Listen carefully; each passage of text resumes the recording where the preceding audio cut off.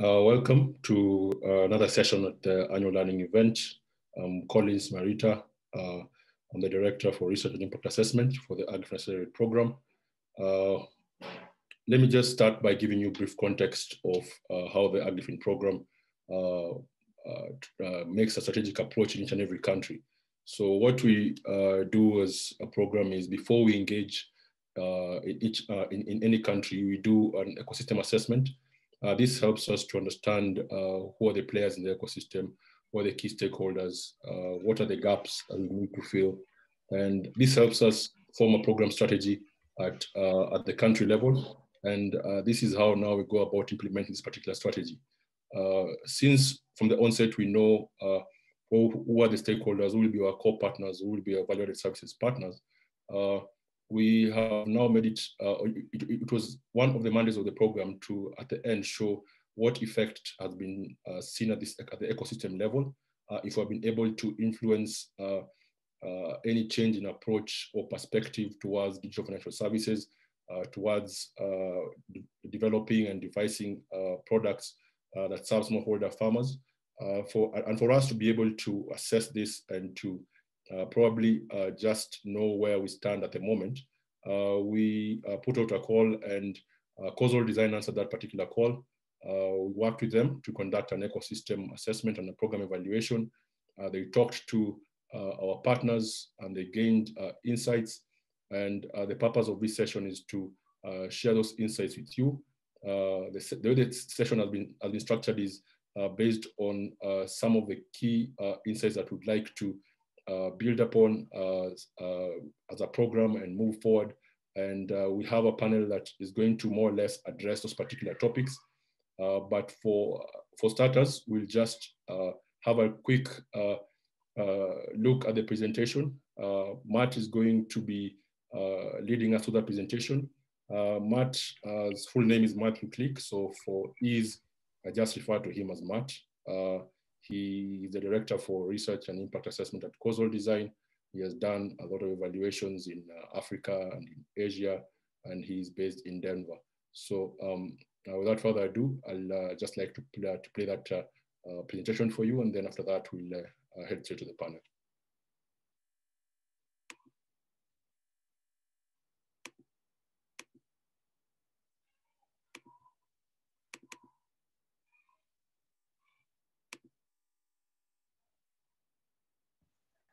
Hello, my name is Matthew Click.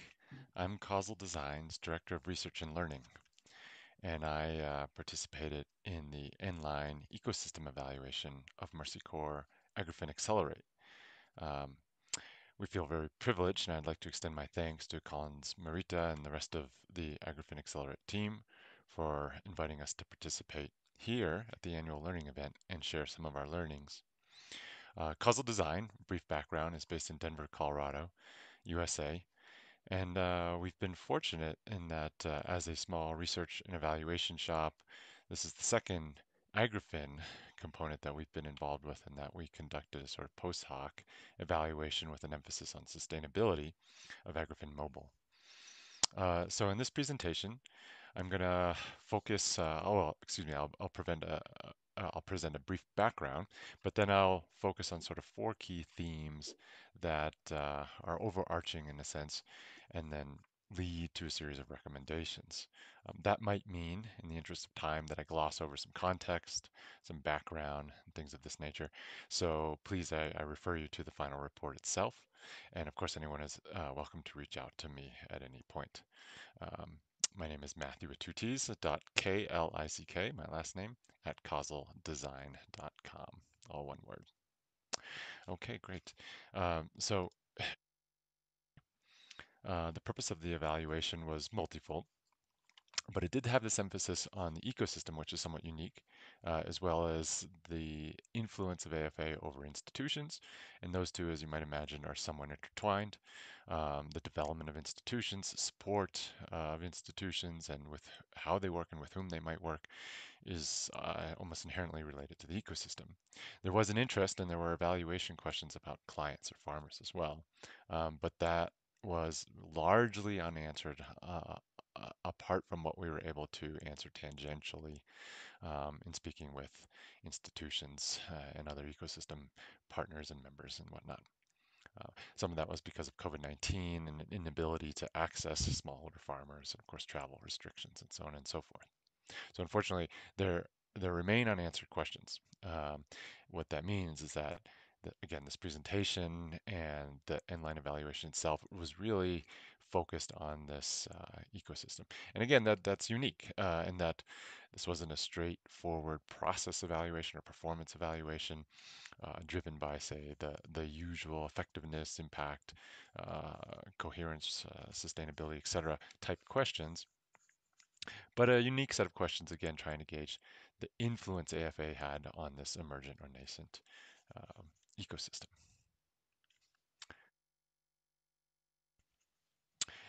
It was a qualitative inquiry overall, and so the somewhat busy slide, forgive me, is intended to demonstrate that there were sort of two key pillars that underpin the evaluation itself, which was the analysis of existing documentation and so much of Agrafin's work with other partners, other evaluation shops as well, other institutions, research institutions, some of whom will be presenting here, no doubt, um, and primary data collection with partners and institutions. Some more on the periphery, value-added service partners, core partners, so to speak, which are involved kind of from the get-go and the whole duration and were key components of technology development and so on and so forth, versus those out in the field implementing things.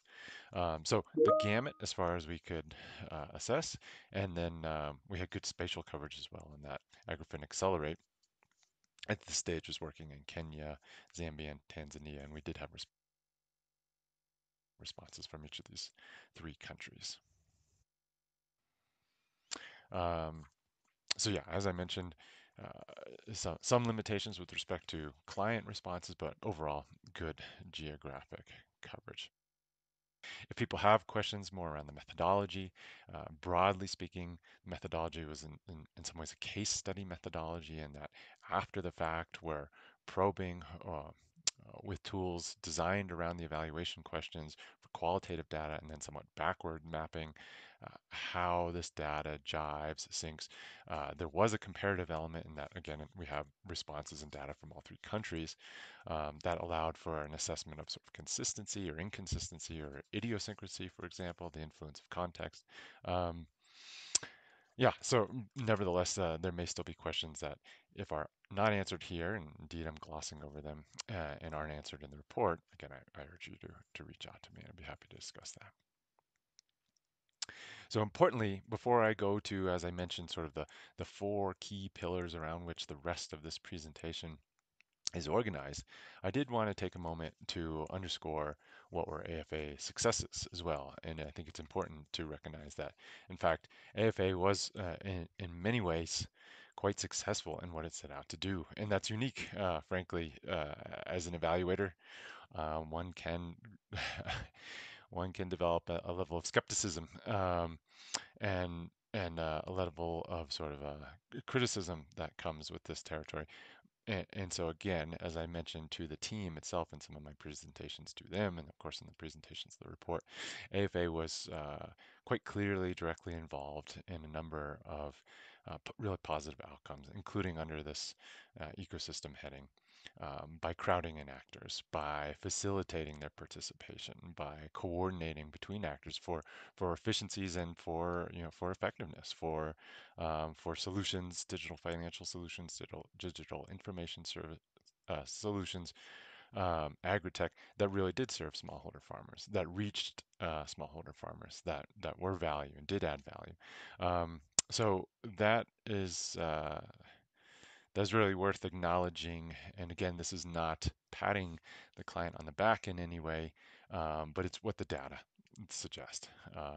The data, while recognizing obstacles and challenges and limitations naturally, also revealed a consistent pattern of really positive feedback from all corners, which is, again, to Accelerate's credit.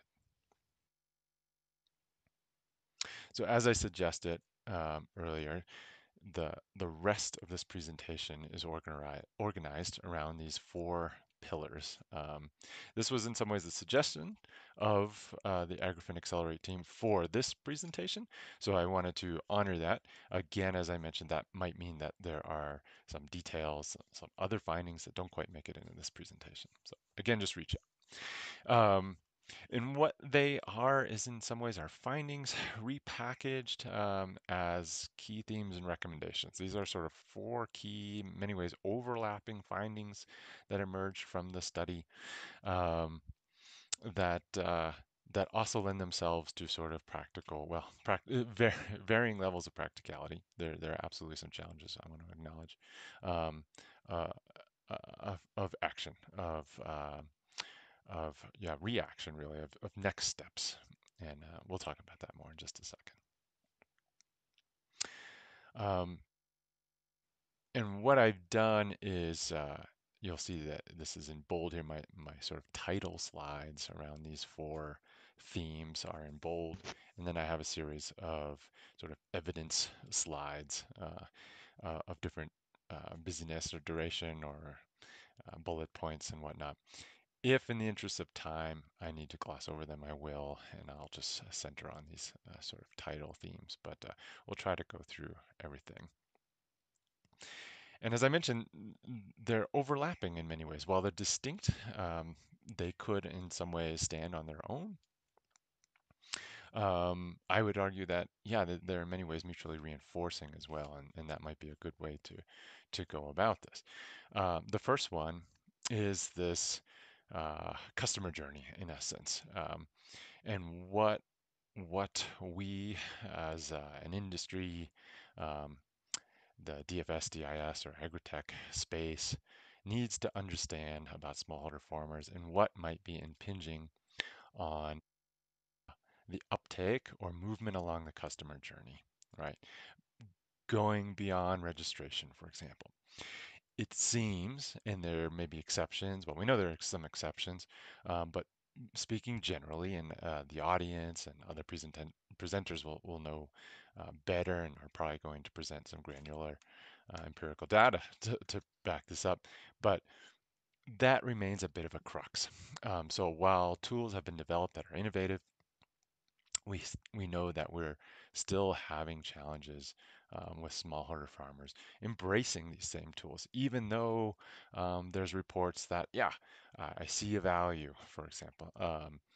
I utilize it for X, Y, and Z, or now that I utilize it, I can't not. It's absolutely core to my business and things of this nature. But progressing past that and using the full functionality and embedding it and making it something really viable because now an ecosystem of smallholder farmers are using these tools remains a challenge. And the question is why? And I'll just note that Mercy Corps' AgriFin Accelerate utilized human-centered design, or HCD, as it's presented here, at core levels of the activity, and that helped in many ways. But the overarching argument that our at causal design, our inline evaluation and the ecosystem again focus evaluation suggests is that there remain gaps in our knowledge of what it is that impinges on smallholder farmers in this uptake conundrum. So again, I want to recognize that HCD it anticipated this in many ways, again to its credit, and from the get-go mainstreamed HCD, right, including from its ecosystem studies. In other words, use human-centered design to try to gauge what is it that farmers face. And so this is very much to its credit, and this scored it high marks along the idea of relevance. It worked hard to ensure that its activities and its engagements were relevant to the context of smallholder farmers. And yet we still have this gap, and I think that is the crux here argument. So we're recommending that there needs to be something uh, beyond human-centered design. That's not arguing against human-centered design. It's saying that that lens and that prism allowed for a certain number of the pieces of this complex puzzle to be recognized. Interaction with the tools themselves, for example. um, and making those more contextualized and relevant. Other behavioral insights that Pusara and others that we'll be presenting here have highlighted, and that's again very much to Agrifin Accelerate's credit. We're suggesting that there may be other prisms that start filling in some of those other pieces that might be a political economy analysis. In other words, what are some of the other barriers, including land tenure, um, other sort of dynamics that might interfere, may maybe developing the heuristics that we're talking about. So if a behavioral scientist is going to say there are heuristics through which smallholder farmers are approaching the idea of technology and embeddedness and whatnot. Where do those come from? And those may vary over space. They may be driven by sort of cultural experiences, social experiences, so on and so forth. So a political economy analysis may be one way. Uh, the other that we've recommended is this idea of growth diagnostics, which is just a series of overlapping methodologies that attempt to say what is the binding constraint here amongst all the constraints. What is the one that, if addressed, would be have the most return in a sense. So this is an important observation of ours, and that will probably come up, or I hope, frankly, comes up in other presentations and on the virtual uh, let's see, water cooler talk, or platform talk, or beyond presentation talk, as a crux to be examined thoroughly by the space as a whole. What is it that truly impinges on farmers from proceeding along the cusp? So the second major theme that we want to highlight is this idea of the agent network. And in many ways, this was driven by an absence of evidence. We're looking at an ecosystem, and some players were quite clear. Okay, these are core components of the ecosystem. These players may be more peripheral, but are nevertheless clearly involved in it and play a certain role. And then the agent network, beyond some documentation that Mercy Corps with partners did, in fact, pursue some research around agent networks, which was actually critical to this. Um, uh, there was an absence of the discussion of agents and the role of agents. And what became clear is that they're present and they play a crucial role, in some ways, the capillaries. So we're all looking at the arteries and veins and perhaps the heart itself. They're the capillaries. They're the last node, the linkage between the smallholder farmers themselves and the programming and the activities that are being implemented and driven out there in the field. Um, and this that may address that that uptake challenge, that customer journey challenge, because agents are local. They know the context and they know the farmers with whom they're working, but they clearly need support. There was evidence in the documentation we reviewed that smallholder farmers are present, that there were some that really took the role of being a network agent quite seriously, and as an entrepreneur, were agents for several platforms, for example, um, but lacked liquidity, lacked clarity, um, and information ultimately, and were situated in positions that did not allow them to really prosper. So we think there's an opportunity there to potentially address several challenges, right? The youth unemployment challenges that we have.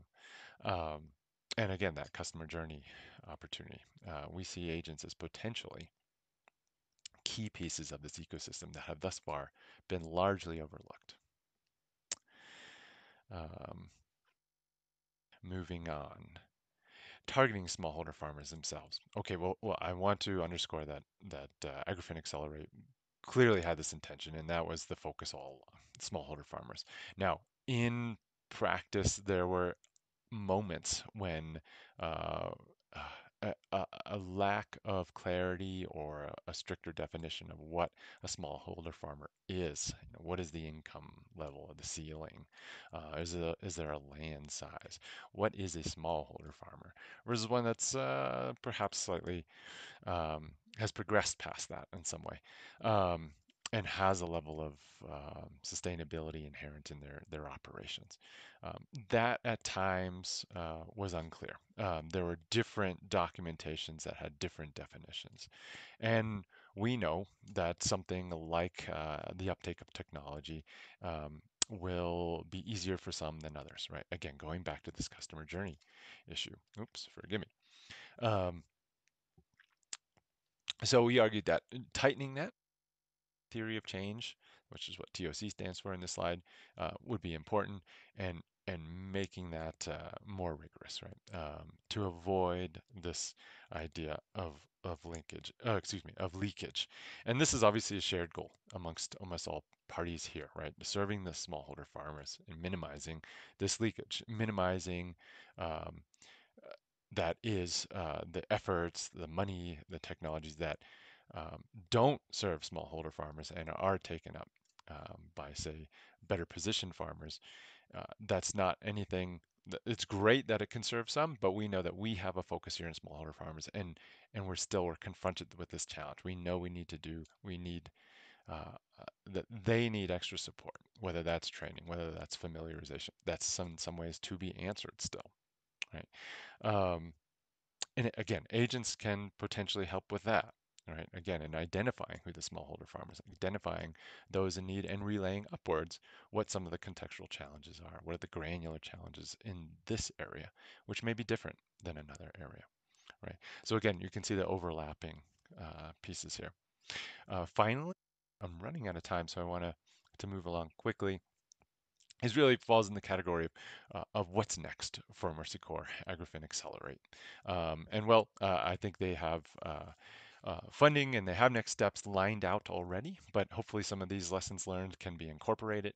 And one of the things we argued was that whether it's Agrifin Accelerate or whether it's another actor with whom they work closely, there's a need to define what an ecosystem is in many ways. We looked at it for this evaluation almost as atomistic actors in this sort of universe, billiard balls, you might say, right? So actors out there in this space, but what organizes it? What rules? What is the governance? What are the norms that exist? And I think those are emerging. We argue that Mercy Corps, given its research, given its work with human-centered design actors or researchers, with other research organizations, given its depth of analysis of its activities and its engagements, is well positioned now to move away from, say, minimum viable products and looking at products and product development to that actor that helps shape the space in general and actually looks at some of these larger existential challenges, the customer journey, and supporting that research. Again, supporting the establishment of the rules and norms. Um, while not stepping away from its focus on markets, working with government actors too. Government actors and central governments were an obvious absence as well in the ecosystem.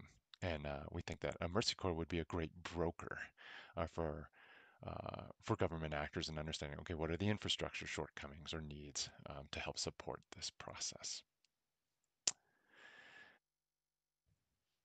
So in conclusion, um, Agrifin Accelerate has done a lot. It's accomplished a lot, but it's accomplished a lot of things in little ways all over the place. And what can unify it, I think, is the next question. And I think there's a lot of opportunity there for that to happen.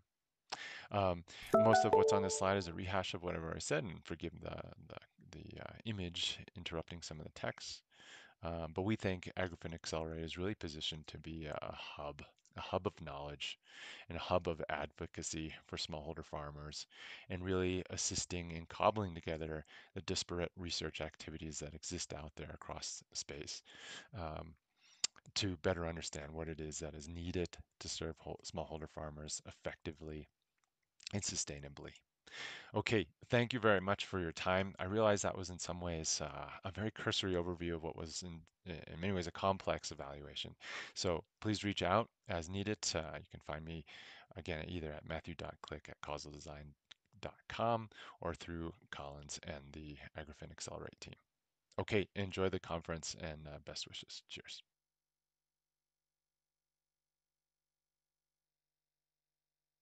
Yeah, thank you, Matt, for setting the stage for us to begin this conversation around some of the insights that we uncovered through the ecosystem evaluation. To help us think through some of these insights that have come through, we have a panel of 4 members. Uh, um, just by way of introduction, I will start with Philip Thigo. Philip is a technology and data policy expert. He's a senior director for the Africa Standard School of Global Management and a technical advisor to the presidency on data and open government. He's also a senior consultant with the UNDP Regional Bureau for Africa. He is recognized as by Apolitical as one of the most influential people in digital government. He's currently a member of the World Economic Forum Regional Group for Africa.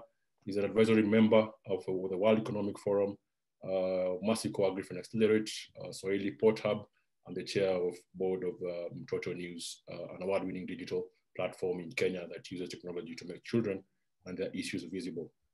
He was recently appointed as a regional ambassador for the Global Blockchain Business Council, Sub-Saharan Africa.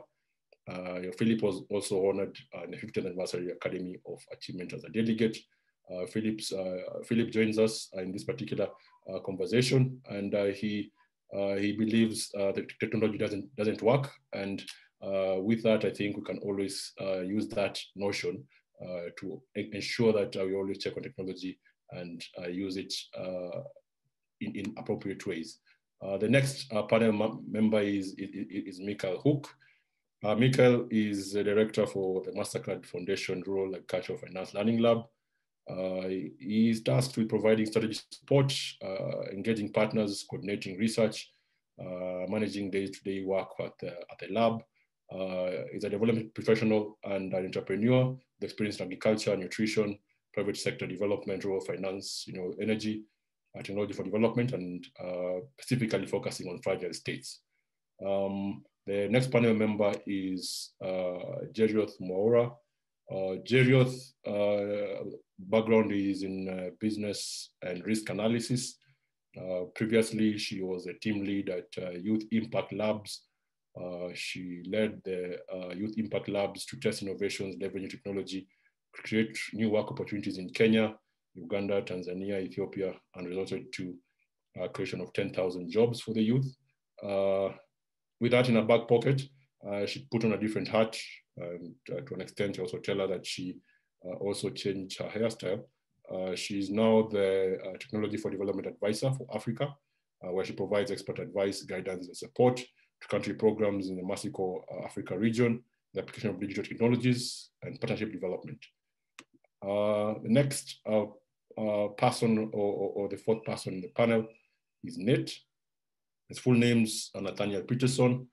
He currently serves as the Vice President of Partnerships at the Busara Center for Behavioral Economics. His interests how people perceive and manage risk. He's especially drawn to projects involving insurance, uptake of credit, and the business investments.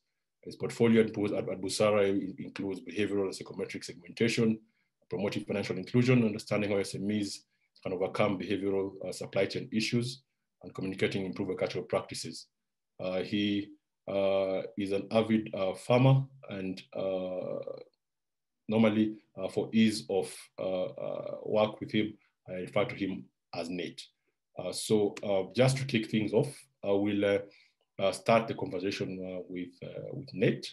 One of the key insights that we have seen from the ecosystem evaluation was that we need to enhance the active use of products and services among our partners and the ones that actually are just being developed across the world. Generally, that has been a challenge moving across the journey from registration to active use and to deepening use and getting the benefits of a product. So one of the key observations was that, yeah, we have been able to incorporate XCD in our work, but there is this trend that has been seen that we need to do more to understand our clients. And I believe that we can pose this question to you to try and see what else can be done or what else can be incorporated to try and tame this trend and move away from this observation. So Nate, if you could just please indulge us and tackle this particular challenging aspect or opportunity for us. Great, thank you. So in our, I think you know, as Matt pointed out in his presentation, HCD has proven to be a really effective tool in the toolkit, but not kind of the only one that can be relied upon. And so at Busara, we found a couple of other tools that best augment HCD in our perspective. You know, the first, kind of in addition to normal market survey work and survey work in which we're asking people what they think, is the use of cognitive interviews to ask them how they're thinking, right? And people don't always know, but we have methods now that allow us to start help understand where people are sourcing information from. Who do they trust in the first place, right? You know, we have to get people even to that initial use and eventually to active use. We have to present information to them from sources that they trust and will kind of engage in. And so asking them about that, asking them, you know, where they're getting information, if they perceive a certain risk, you know, like climate change, drought, how are they thinking about the types of methods that can mitigate that risk? And of course, like sometimes those types of questions are part of HCD. And so what we've done with our cognitive interview approach is that we've woven it together and presented it in a kind of mental model framework. And mental models, for those who aren't familiar with them, are where you're thinking about the types of information people have, you know, where they're getting it, what their beliefs and assumptions are, along with their perceptions of causal linkages, and kind of making a map of how that individual is thinking, and then taking the themes in individuals' maps and kind of using those to come up with like a general map, you know, either by segment or, you know, all smallholder farmers all over the world is probably too broad, but maybe in a certain value chain in Kenya. And so we found that those are really, really effective and in helping us understand, you know, what else are the competing factors that might make our design process, you know, when we do use HCD, end up a little bit off track. And so we end up, you know, kind of focus more there. We also like to use, in accompanying those, experimental games, right? So asking people who they trust is one thing, but you can do games that allow people to kind of reveal who they trust, or you know, who they'd like to give money to, these sorts of things. So you can get at people's what we call social preferences in other ways that can be really useful and aren't always best elicited in survey methods. Similarly with risk preference, there are lots of ways to understand how risky people are willing to be in taking on new technologies or changing value chains, and just simply asking about that in a survey is a useful method, but one that should be accompanied by other types of games, which I'm happy to talk more about if anyone would like. I have a whole lecture series on them. Finally, I think one of the things that we've been realizing is that we're able to best design for companies that have good data, which probably seems obvious, but in a lot of you know, social enterprises and agribusinesses and the confluence of the two don't think about what type of data might be useful for designing their products and services maybe until after the fact. And so just simply seeing transactions data, you know, knowing where there are natural segments that might be more behavioral and not just based on people's age, gender, or land size, can really be helpful in thinking about, you know, where they're getting information and what they might be taking up.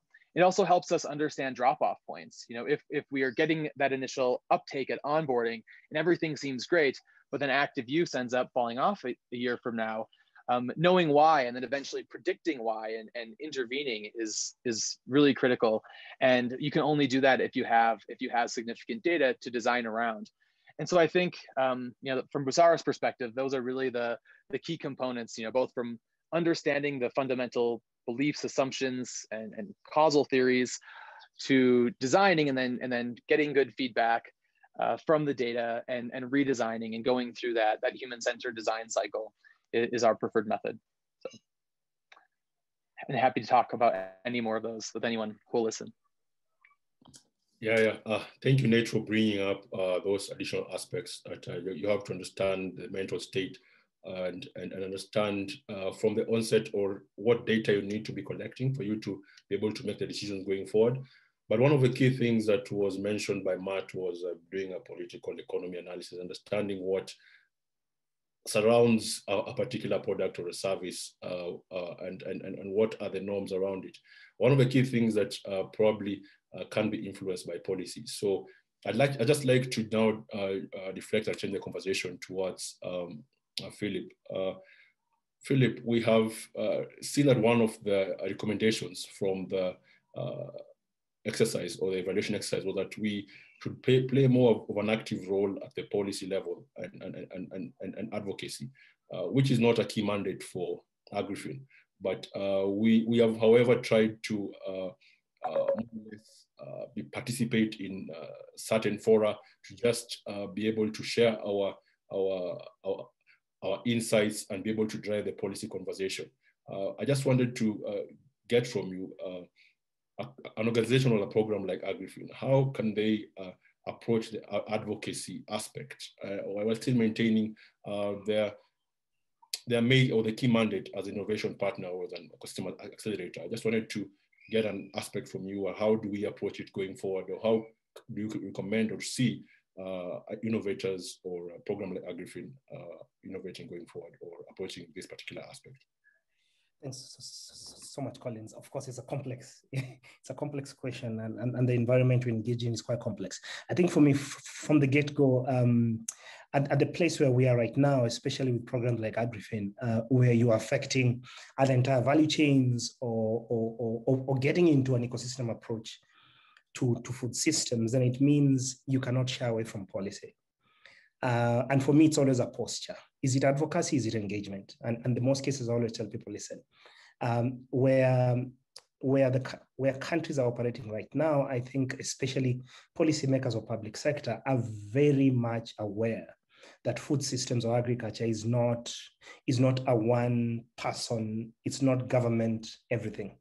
It's a collaboration. And so if you're going to be dealing with complexities of problems amidst, as you had Nathaniel talking about risks, last year, for example, Africa had what? COVID, drought, locusts.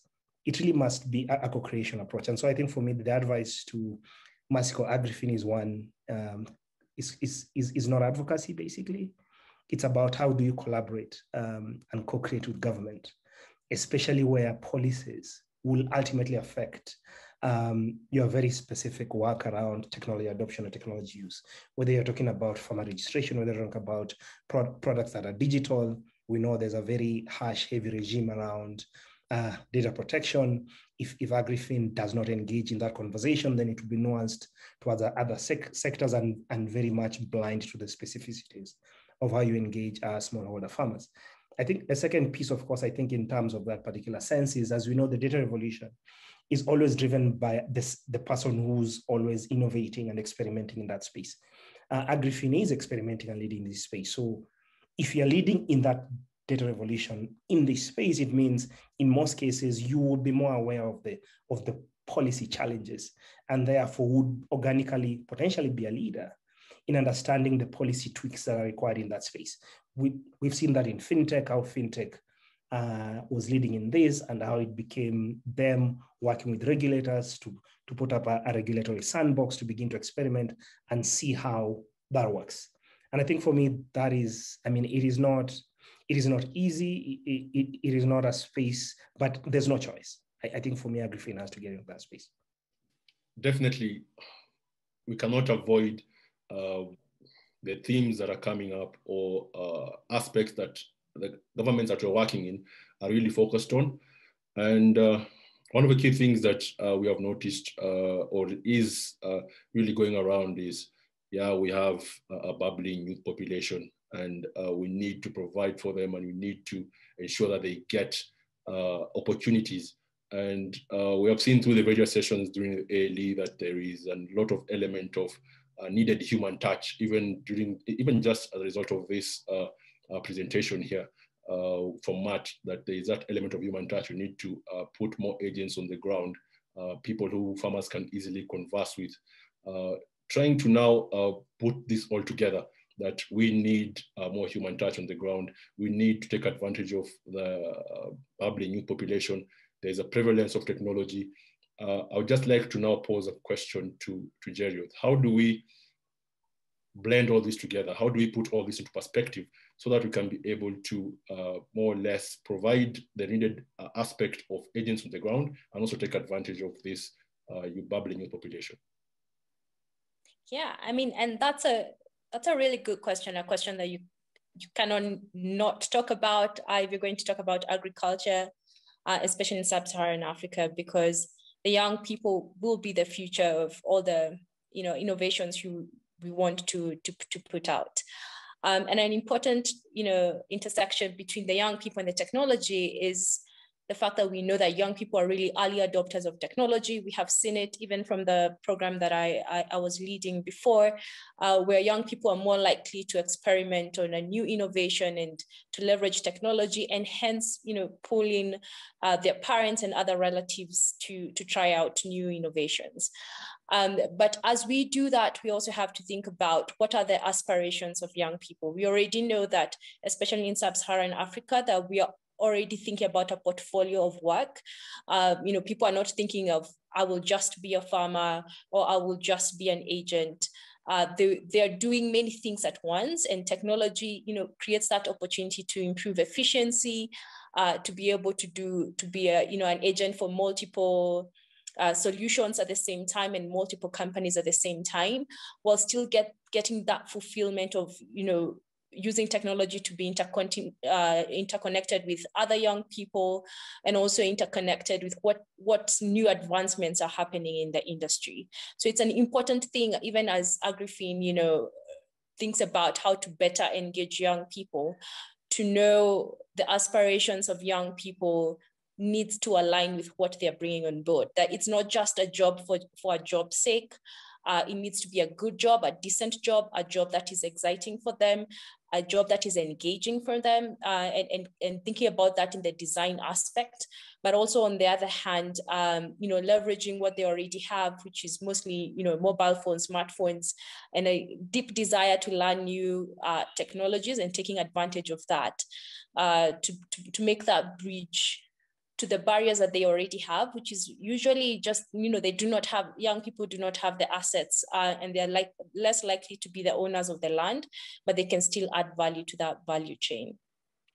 So I'm really excited to see, what a new, more youth-focused AgriFin would look like.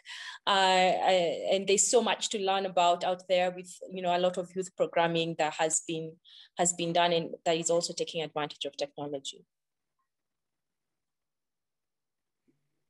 Yeah, interesting point you brought there, Jerry. Just got me thinking some of the work that we have done together, and probably also in the ecosystem, is that we have tried to look at what opportunities can we offer the youth across the value chain. What will be a decent job to them? What will they look at and say that this is actually something that I can do and I can engage in? And even sometimes to an extent change their perception about farming. We have even worked with the Rough Learning Lab and try to see what pathways can we create for smallholder farmers that and actually just sell that to the youth population and see how we can move them forward. So I'd just like now to bring now Mikael into this conversation. We are doing all this with one aim at heart, to change the lives of smallholder farmers. What we have seen is that there is leakage. We want to serve smallholder farmers, but in the end, we end up some other people who are not intended to benefit end up benefiting. So do we just accept that this leakage is likely to happen and we live with it? Do we try our best to carve out this particular group and try to bring them on board? What will be your take in terms of this conversation and this debate? Okay. But thanks for this question. It's not an easy one to answer, but I would like to maybe challenge the way we think about this. This question that you posed.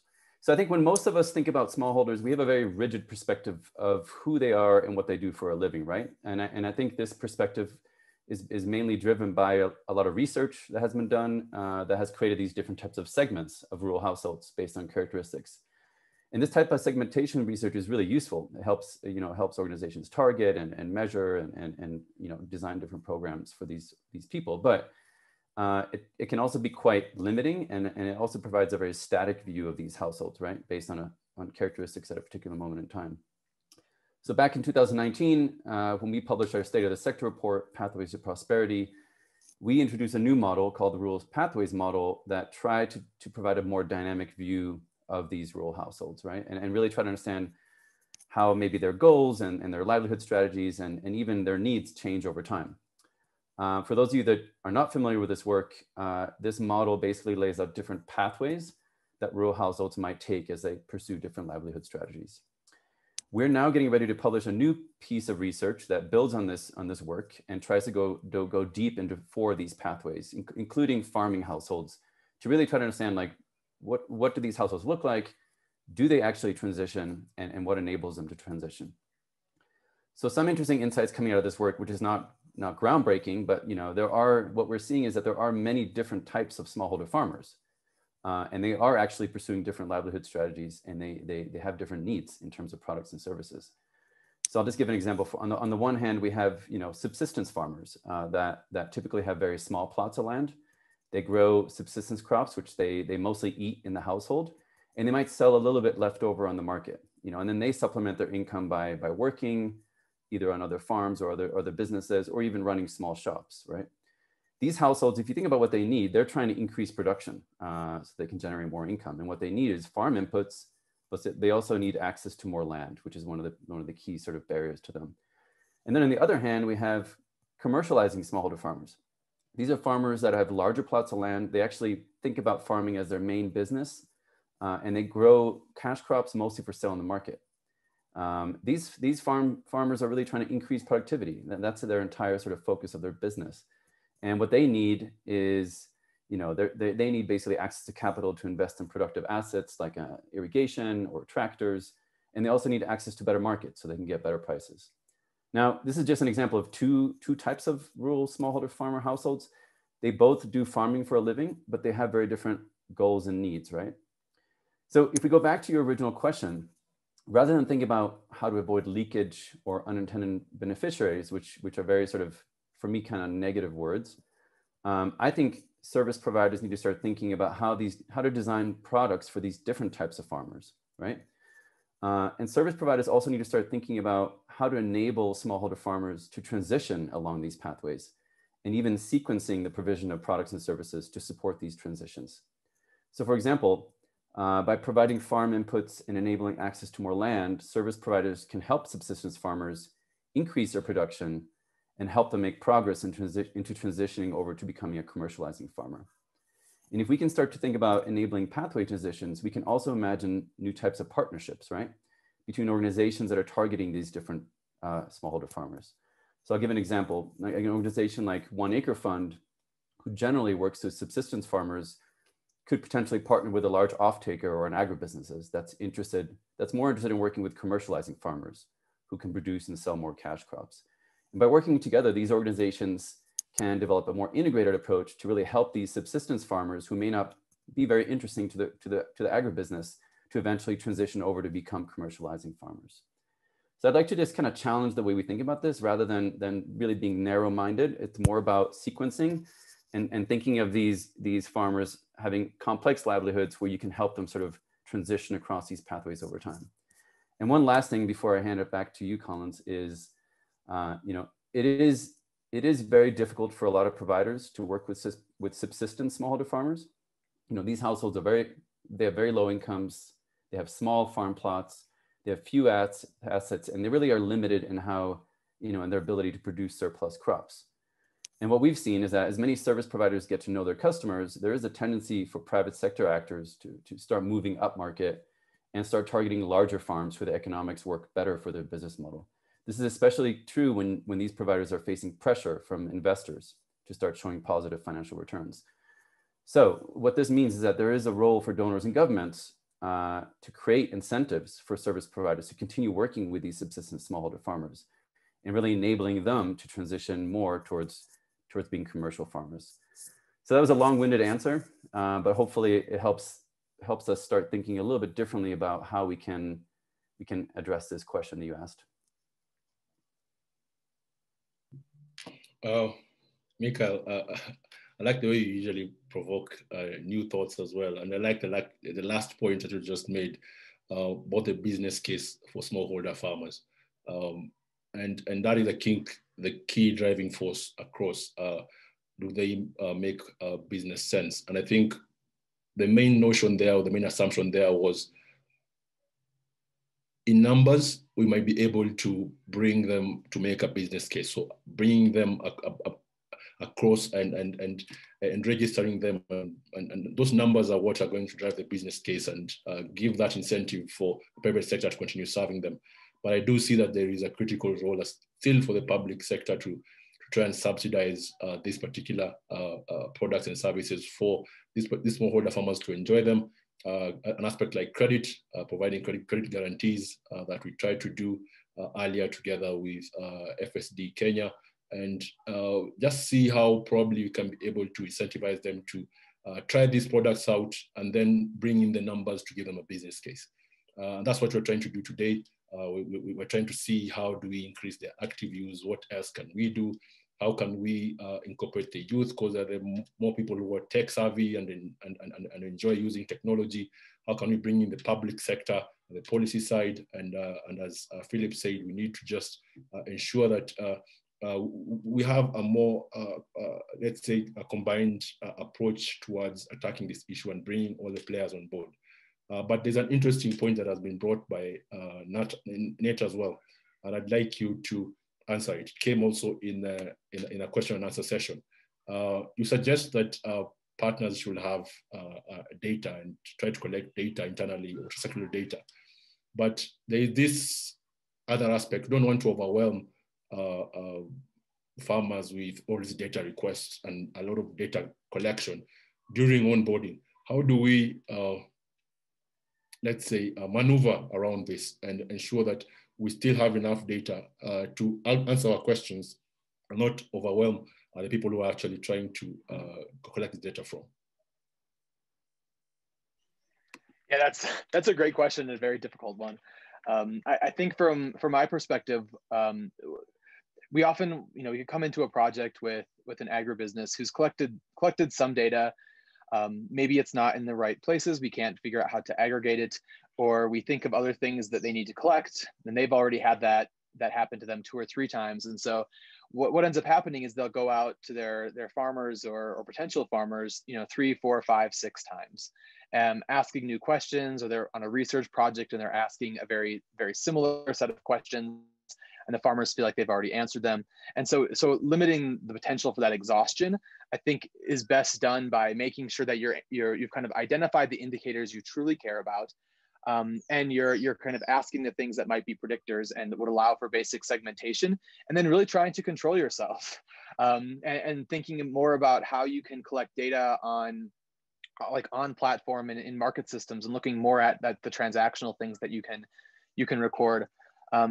Though I think there's also a pretty big missed opportunity here, right? So we speak to lots of farmers on these projects, as Basara, I know 60 decibels speaks to loads of them too. And we have a pretty good sense of what people who are kind of classified as farmers are thinking. But as Mikhail pointed out, even that definition of who's a farmer can move a lot, right? We saw this during COVID, of people kind of moving from urban to rural, and now maybe thinking about moving back, and we're sort of missing opportunities to think about rural households as both kind of rural and urban labor supply, as well as farmers, and to do some of these things in a more collective way, where we're asking lots of different kinds of questions, instead of every time someone is onboarded to something else or taking another survey, they're offered more questions. And I really think it's going to happen by groups of us working together and being more thoughtful in how we're approaching rural communities. Actually, I thought you would allude to this elephant in the room called data sharing, and ensuring that we have data in one place that actually can be leveraged on, so it can not burden smallholder farmers or farmers with frequent data requests. Because as I said, people have different data in different forms. If you can all standardize the data collection, put it in one place, it'll be easier for us to gain those insights that you have mentioned. But another question, just one question that can go to Mikhail. The data sharing aspect, probably we'll get into that with Philip later on, and policies around that, which is a very long debate, and I don't want to start that now. But the easier one is the one that Mikhail probably would like you to address. You have mentioned about the transitioning between pathways, and this is a question as well coming through from our Q&A. One person is just curious, is it always linear? Thinking about a product designer, would you say that that transition is linear, and what can change, or does it happen the same way, and how do we think through that particular aspect? No, that's a very good question. No, I mean, the immediate answer is that no pathway transitions are linear, because what we're trying to do with these pathways is actually think about people's lives, right? And people's lives are very complicated. So a household that is farming, that might be their main source of livelihoods, but they may actually be involved in other pathway activities too, like for example, running a small business, or even a family member may be in the urban area sending remittances back. So households can pursue multiple pathways at the same time, and pathway transitions are very messy, right? Some households may see some progress in their livelihood strategies for a few years, and then they might face a shock. Like COVID-19 is a great example of a shock that might stall some people or households, but also might push some households backwards. And it really, these transitions really depend on many things. Like what is the household's goal? What do they want? What are their aspirations? What kind of resources do they have access to? And we call these enablers. And this research that we're going to publish will share some insights into how messy these kind of transitions are. And of course, it also depends on external shocks, like climate shocks or household shocks, like a medical crisis. All these different things play into a household's ability to transition. Transitions also, they can happen very quickly if a household is able to access the right resources and has a plan in place, or they can take place over multiple generations, right? It really is quite a complex thing to try to map out. But I think what we try to do in this research is share some of these insights. So what we've done is, we implemented a large household survey. We did some HCD work, and we've tried to show what most household transitions are looking like based on the data. And this is very limited to Kenya at a very particular moment in time, but hopefully it starts to shed some light on how these households are moving. But more importantly, what we want people to adopt is this way of thinking. We don't necessarily want them to use our insights as like, the next thing they should base their product design off, but more adapt this type of thinking about how households might change over time and how their needs change over time. Thank you much. And I think because of time, we may just have to wrap things up. Thank you as a panelist. Thank you for gracing us and answering our tough questions. Thank you for everybody else for attending. But just before we end the session, I would just like to recognize a few companies that really blazed the trail in terms of influencing regional ecosystems for smallholder farmers. There is an award tab at the event site where we have presented these awards. One of our advisory board members, Sean Krepp, gracefully acknowledge the role of Pula, Cropping, and WeFarm, and the way they have blazed the trail in providing services to smallholder farmers across the region. Just join me and Sean and the AgriFin family to congratulate these particular 3 companies for trying their best to ensure that despite regional imbalances and regional challenges, they have been able to provide or influence ecosystems in this particular region and the country. So with that, we'll end the session there. If you have any additional questions, please post them on the event site, and we'll be able to answer them or address them. I will continue employing the panelists to continue looking at the session and look at questions that they can be able to answer, and we'll be able to respond to you. So with that, have a great day or a great evening, wherever you are, and see you in the next session.